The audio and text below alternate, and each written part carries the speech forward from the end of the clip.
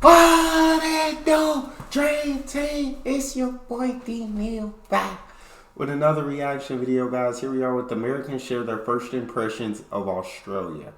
I'm excited to get into this. Before we do, make sure you subscribe to the channel, ring the notification bell, get a video a thumbs up so it gets suggested. You guys got a favorite video suggestion, you can subscribe to Patreon or drop it in the comment section.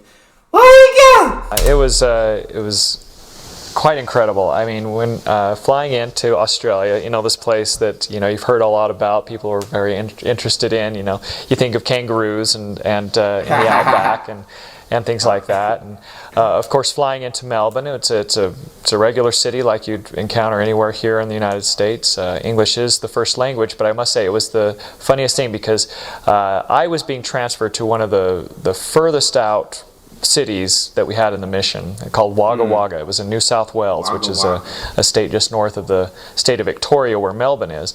And anyway, so as soon as I get there, you know, we have the orientation with the mission president being in the home and everything. And then I was put on a train by myself to travel up to Wagga Wagga.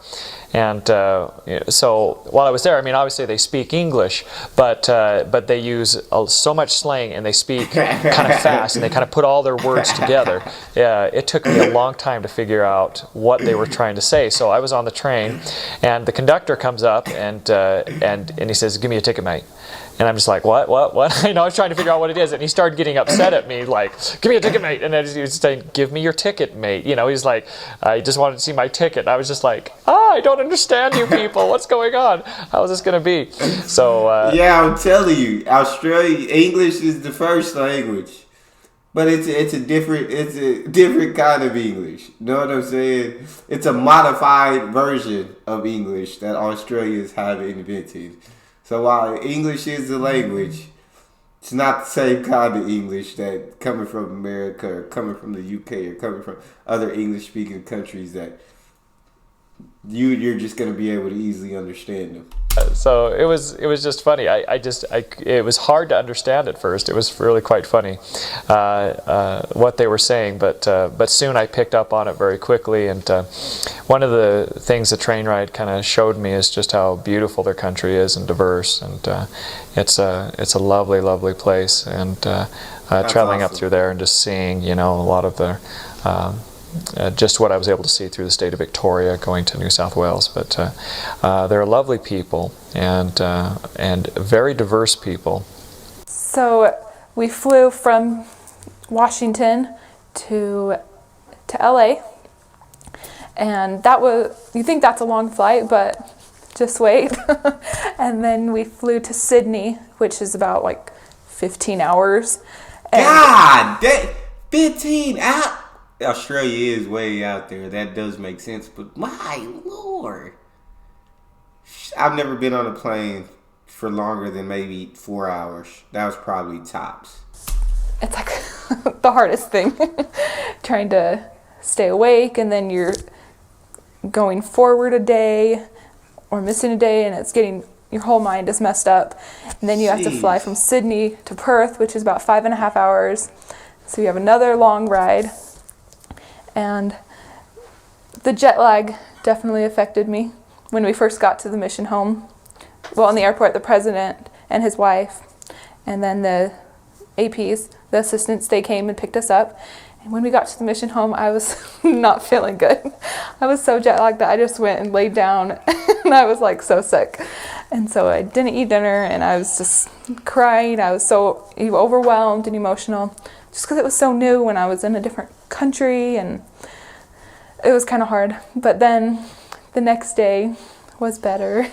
We got to meet our trainers, and I was trained by Sister Robbins, and she was Australian, so I even had a hard time understanding her.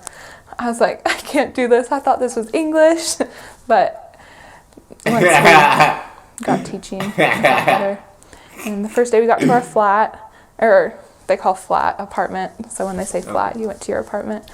And we got to our flat, and it was pretty close to the Perth city. And so we could see it.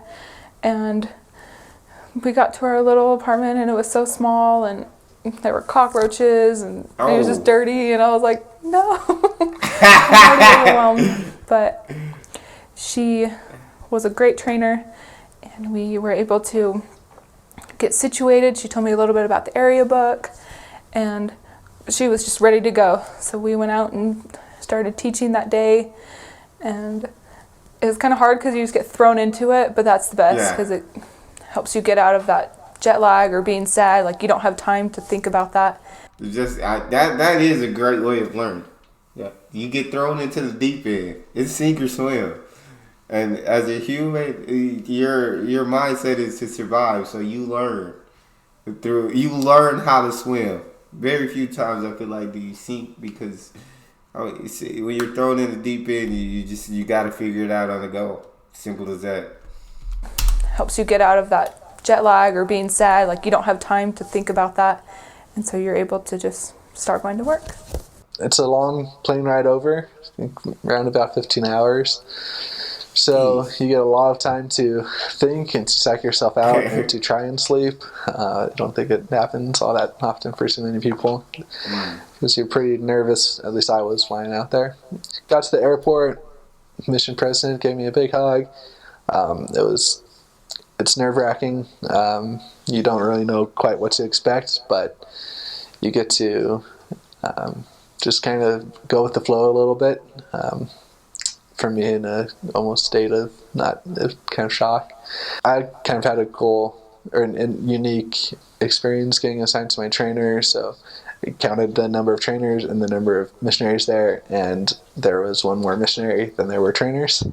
And so after everybody was assigned, I didn't have my trainer assigned to me. So me and one of the assistants drove out to the area, to my first area, and met my trainer out there. And so it was a little bit more nerve-wracking, dragging it along a little bit, but it was fun.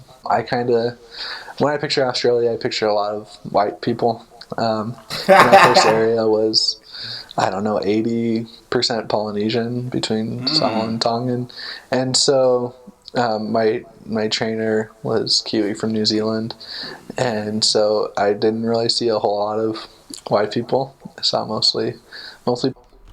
I swear, I guess when I think of Australia, I think mostly white people as well.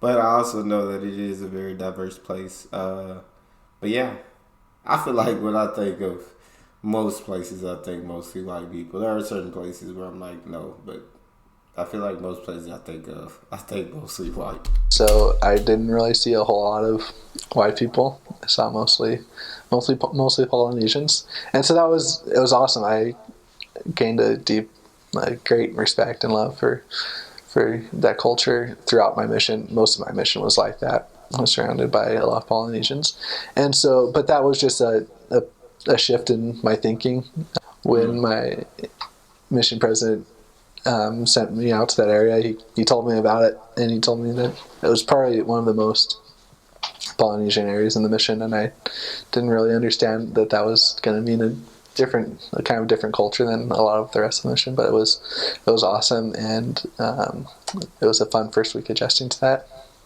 When we first got there, I was so tired. I was so nervous, so I didn't sleep on the plane at all. And I kind of just sat and read my scriptures and studied preach my gospel the entire flight. And then we touched ground, 15 and hours? I didn't know this beforehand, but as soon as you just show up, you take a picture by the ocean with the Sydney Opera House behind you. Oh, and so beautiful. All of us missionaries are so tired. I would love to take a picture with the Sydney Opera House behind me. Absolutely. That Sydney Opera House is absolutely gorgeous. Drained. A lot of us traveled for over 24 hours. My God. We have to take a picture. And everybody was kind of really insecure about it all. But then after all of that ended, when we showed up at the mission office, we just shot right into meetings and learning how things work in the ASNM mission. And so it was kind of just a go feeling straight from the get-go. You show up and you go straight to work. There's no downtime. They let you relax. after all the meetings were done. So Oof. we went on till around 8 o'clock, and I got home around 9, 10 o'clock. And then we weren't even able to rest just yet. We shot straight into daily planning to plan for the next day, and then we got to rest.